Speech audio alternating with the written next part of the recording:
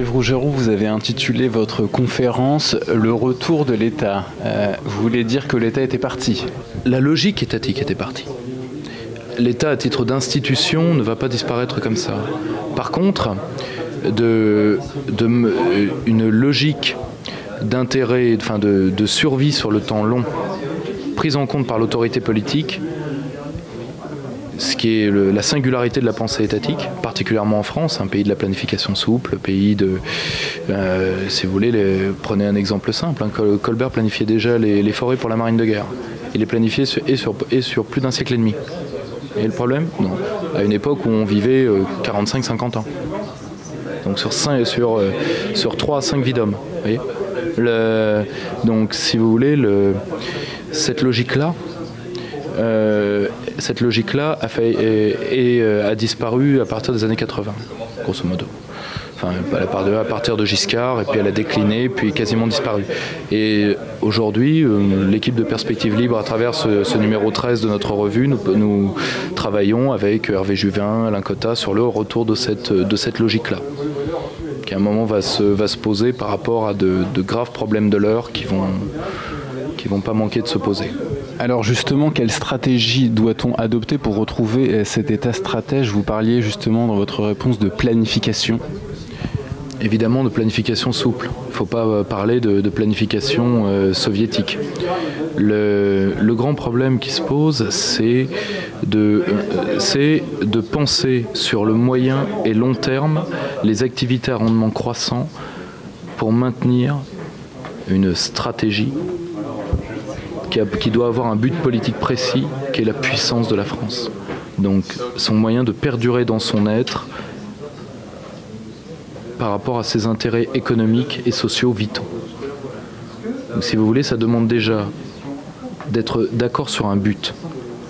Aujourd'hui, l'élite française est une élite de suiveurs de ce qui se passe à Washington, de suiveurs de ce qui se passe à Berlin. Le grand problème, c'est qu'ils aiment être portés par un système qui aujourd'hui arrive à bout de souffle. Ils sont inaptes à la souveraineté et la souveraineté risque de leur tomber dessus.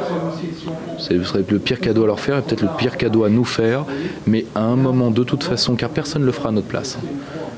Soit la France reprend les moyens et des moyens nécessairement étatiques de maîtriser son destin, soit la France sera une variable d'ajustement dans un jeu décidé par d'autres. C'est tout. Donc l'état stratège, c'est de réapproprier l'institution, se réapproprier le temps et surtout se réapproprier la volonté d'exister. Prenez la Corée du Sud par exemple, modèle de l'état stratège. Les Sud-Coréens, théoriquement, ils n'avaient rien pour y arriver. Mais aujourd'hui, c'est un état développeur puissant, innovateur et jaloux de ses intérêts. Mais ça commence déjà par une grande affirmation cognitive qui est « je préfère ce qui est mien ». Et je vais élaborer une stratégie pour rester ce que je suis parce que j'en ai bien le droit. Et ça, les Français ont du mal à se dire qu'ils méritent de vivre. Or, ce droit, ils l'ont comme tout à chacun. Vous évoquiez la multiplicité des États, mais vous parlez de souveraineté unique des États-Unis. Est-ce que vous pouvez nous expliquer cette vision? Alors, il y a une asymétrie dans le monde, qui est qu'il y a une puissance qui contrôle la monnaie mondiale, et en contrôlant la monnaie mondiale, qui oriente le droit mondial. Vu que la monnaie et le droit sont une seule et même chose. Or, tous ceux qui annoncent, dans tous les rangs d'ailleurs politiques, la fin de l'État, la fin de la souveraineté, n'osent jamais ouvrir cette question-là qui est il n'y a qu'un seul État réellement souverain au monde. La preuve, il impose des excroissances de sa souveraineté par un droit extraterritorial, par la monnaie mondiale aux autres. Et ça veut dire que ça annulerait la souveraineté des autres. C'est-à-dire que c'est drôle, et d'ailleurs tous ceux qui vous disent les États sont finis, la souveraineté est finie, ne vous disent jamais la puissance américaine est finie. C'est drôle d'ailleurs ça. Tous les États sont morts sauf l'État américain. Étonnant. Étonnant. Moi je pensais qu'un principe ne valait que par son universalité. Mais j'ai peut-être mal compris. Comment amener l'État à redonner du sens à l'intérêt national? Quel conseil vous donneriez au cadre politique actuel? Alors au cadre politique actuel, rien, parce que le grand souci, c'est que ils sont inaptes à penser, ils sont inaptes à incarner la souveraineté. Il n'y a rien à leur dire, si vous voulez. Vous allez dire quoi? Pécresse, Abelkacem, ces gens qui sont pour la plupart incapables de diriger leur propre vie, comment vous voulez qu'ils en dirigent d'autres? Non, c'est surtout aux jeunes gens dont la génération va devoir essuyer tout ce que la génération 68, la génération Giscard ont fait. C'est-à-dire, grosso modo, c'est votre génération, à vous comme à moi, hein. C'est nous qui allons éponger tout ça. Moi, ce que je conseillerais, c'est de s'approprier ce que le général de Gaulle appelait les leçons millénaires de la Maison France. Il y a un fait il y a un savoir de gouvernement à la française. Car toute tentative de greffer des modèles étrangers, un esprit étranger, ce qui est la tentative depuis 40 ans, hein, on prend ce qui s'est fait à Londres, à Washington, à Berlin, n'augurera que des échecs cuisants. Voilà. C'est le principal conseil que je donnerais, c'est de maîtriser les leçons millénaires de la Maison France. On est une vieille nation, vous savez. On a un vieux peuple paysan, on a plusieurs millénaires sous les poings, nous. Donc les leçons de l'histoire, si on sait les comprendre, l'avenir nous appartient. Vous évoquiez tout à l'heure le principe de protectionnisme économique. Tout à fait. Si vous voulez, tout le monde a la vision du protectionnisme, si vous voulez, comme une huître qui se referme. Ça, c'est la survivance du mythe autarcique. Or, il n'y a jamais eu d'État autarcique au monde. La Corée du Nord n'est pas autarcique, je vous l'apprends, mais même la Corée du Nord ne l'est pas. Or, le protectionnisme, qui peut parfois être quelque chose, dans des rares cas, quelque chose de stupide. Mais dans la plupart des cas, c'est juste de décider quand est-ce qu'on ouvre, quand est-ce qu'on ferme. Tout est une affaire de politique. Et c'est de décider qu'il y a des biens qui n'ont pas de prix, qu'il faut les acquérir nous-mêmes, quel qu'en soit le prix, pour des questions d'indépendance.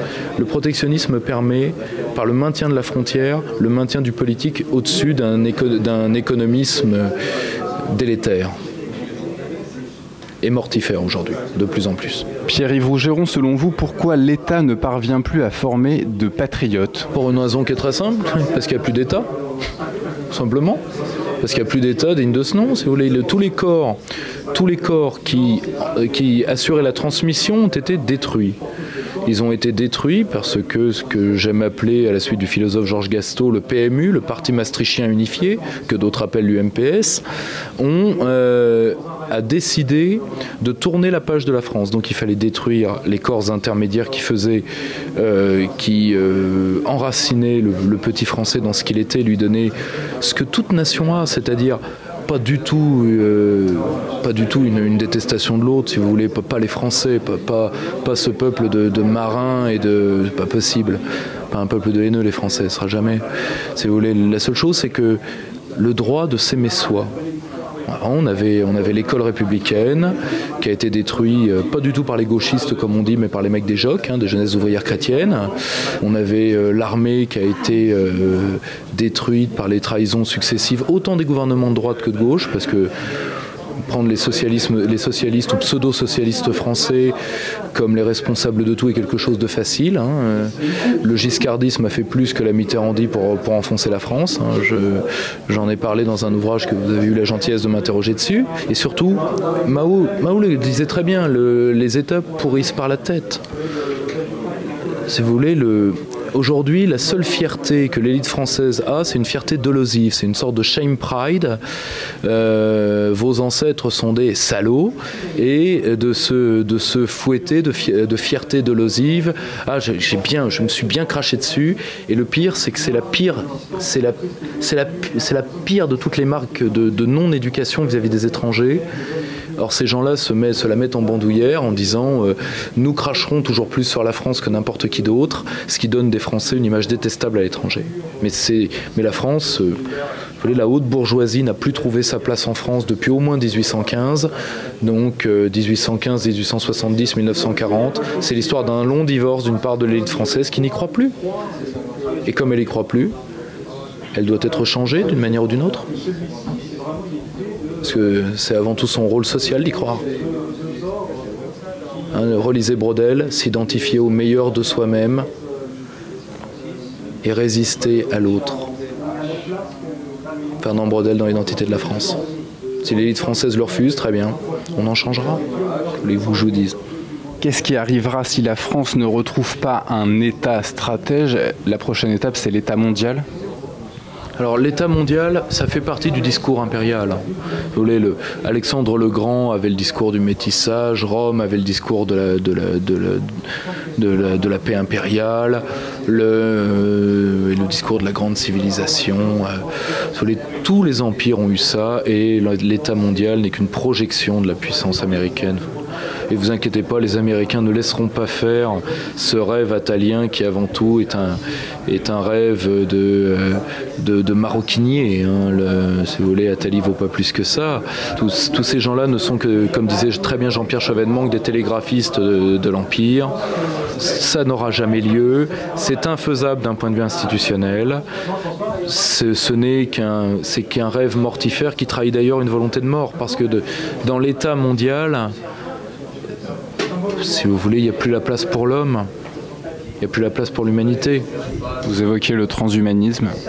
Justement, c'est un rêve qui va avec, qui est d'ailleurs développé par les mêmes, mais si il est plus tard qu'on ne le pense d'un point de vue technologique,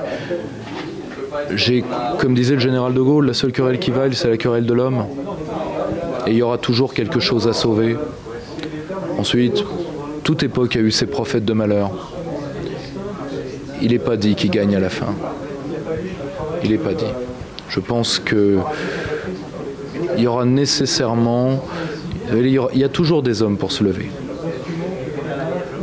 Contre les projets de domination, qu'ils soient brutaux ou bisounoursiques, vous aurez toujours des hommes pour se lever.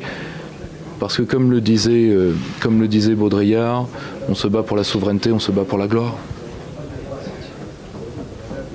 C'est un rêve qui n'aura pas lieu. D'ailleurs, c'est un rêve qui est très daté, qui date Fukuyama, la fin de l'histoire, tout ça, donc qui était le logiciel qui nous a été vendu pour légitimer une domination après la chute de l'Union soviétique.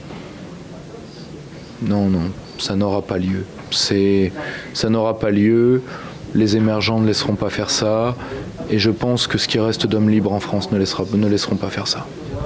Merci Pierre-Yves Rougeron.